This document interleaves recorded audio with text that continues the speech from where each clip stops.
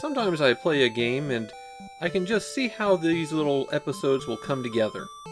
There's a good moment here, some mechanics to explain there, and it's all very nice. And then there's Kyonshis 2, where I have an hour of footage and absolutely no clue what happened in it. This is a game that doesn't work on multiple levels, and is actively hostile to any attempt to play it. There's so many things wrong, it doesn't even make a coherent design.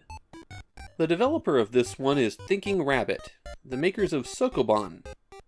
They were a computer game publisher, and as far as I can tell, they only developed 2 Famicom games that were released. This and 8 Eyes. So maybe they should have stuck to computer games. Kyonshis 2 is a sequel to the movie Kyonshi. There would eventually be a movie Kyonshi 2, but it has nothing to do with the game, and wasn't out when the game was released. And naturally, there is no game for the original Kyonshi. So Japan got their very own Goonies 2 here. The movie Kyonshi was originally titled Yohuan Daoshi in China, and in some English-speaking markets is known as Hello Dracula. It's about a young girl and her Taoist priest grandfather fighting hopping vampires.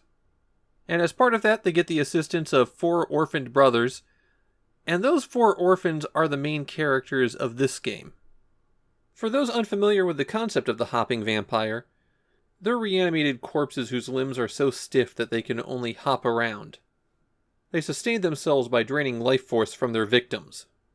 The story of Kyonshis 2 is that after the events of the first movie, the heroine 1010 accidentally released another horde of hopping vampires on the city.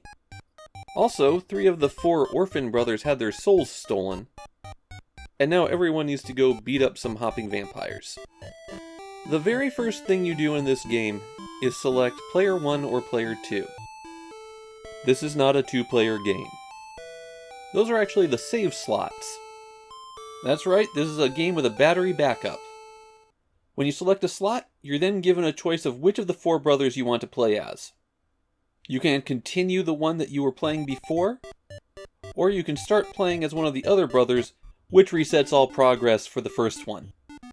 You can also completely delete all the save data too. And now you're wandering around a city in China. This is actually going to be the bulk of your game. You can enter most of the buildings, even the ones that don't have doors, because they have doors on the sides that you can't see. And if you can't tell what the buildings are from just the graphics, that's because there is no association between the building graphic and what's inside it. You'll find shops, restaurants, and fighting dojos as the most common ones. Also, each of the 4 brothers has a different set of buildings that will deal with them. Sometimes it's that they'll get a discount, but a lot of the times it's that they just won't sell to you, period, if you're the wrong brother. There's quite a few minor quests to do in the city, but all the triggers are out in the open, so if you're following a guide, you can just walk to the end and take the item. The central building is the house of 1010 and Grandpa, the heroes of the film who don't do anything in this game. 1010 will let you rest at the house, and Grandpa will give you money if you capture a hopping vampire.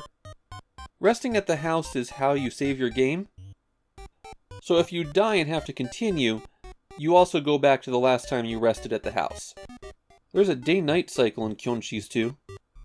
It takes a long time to kick in, about 20 minutes. Resting at the house sets the time back to morning, too. The difference between day and night? Well, you can't go into the shops at night, and at night the people that you rarely encounter on the street to give you nonsense clues are replaced by rarely appearing vampires. As you walk around, you can press the A button to bring up a menu. The top option is Use. It's solely used for eating food and taking medicine, both of which recover your stamina. Next is the equipment screen, where you can decide what you're wearing. Then there's Drop, just in case you wanted to get rid of something. Below that are Tools, which are generally items that get you into something. Then we have Stats, and Stats is its own problem. At the top is Stamina, that's your hit points. Those max out at 64. Then there's Speed, Offensive Power, Defensive Power, and Luck. Speed and defense do nothing in this game. All four brothers have different stats, but two of the stats are completely worthless. Back to the main menu, you've got Search, which is used for looking around and taking things. And then finally you have Date, which will tell you how long you've been on your quest. Inside Buildings has its own set of commands. You can talk to the person there, look around inside. There's a command that's Take, but if you select it in the game, you try to steal something. That usually results in you getting kicked out of the shop, but you can just re-enter it. You can give something to the person who's in there. A good example of this is giving this pass to this guard to get access to the city walls. And finally, you can just leave. One of the first things you have to do is recover a lost pass that will let you get access to the secure areas of the city. It's been taken by the vampires, and you can find them in this building near your house. So let's go inside and see how we fight vampires.